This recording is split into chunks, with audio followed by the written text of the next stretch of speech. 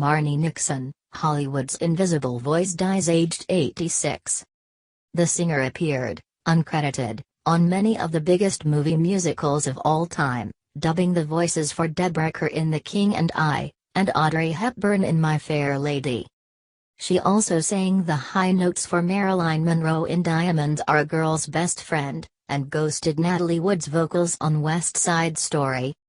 Nixon died of breast cancer on Sunday, her agent confirmed to the BBC. For most of her career, the classically trained musician remained unknown. 20th Century Fox made her sign a contract saying she would never reveal the ghost singing on The King and I.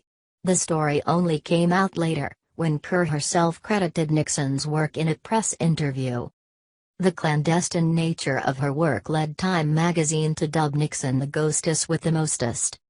The singer likened her work to that of a stuntman, and collaborated closely with the stars to perfect the screen illusion.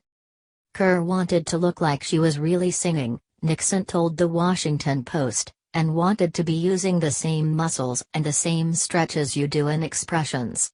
Hepburn even gave Nixon a lift to the set of My Fair Lady every morning, and they worked together to ensure their performances matched. I sat in on her singing lessons, so I could hear not only the Cockney and the upper-class British, which are two different voices.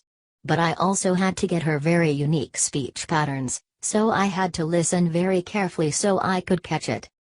It's fascinating, getting inside the actresses you're singing for, she told the New York Journal-American in 1964. It's like cutting off the top of their heads and seeing what's underneath.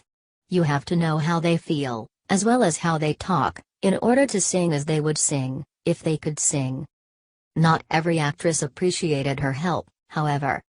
Wood, playing Maria in West Side Story, thought Nixon would be helping out on the high notes. But director Robert Wise had other ideas.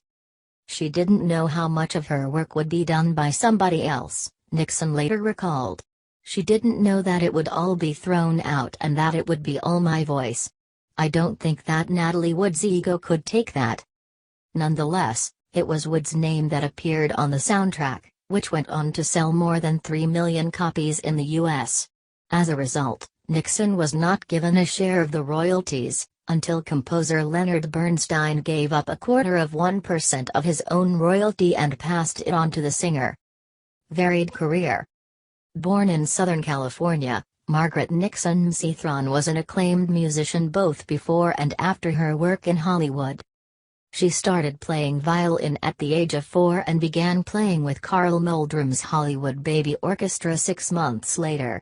At 11, she won a singing contest at the LA County Fair and decided there and then to abandon the violin. In 1947, the same year she dubbed her first film, she made her Hollywood Bowl solo debut in Carmina Burana under the baton of Leopold Stokowski. By this stage, she had also dropped her hard-to-pronounce surname. "Kids at school called me Mac Earthworm," she said.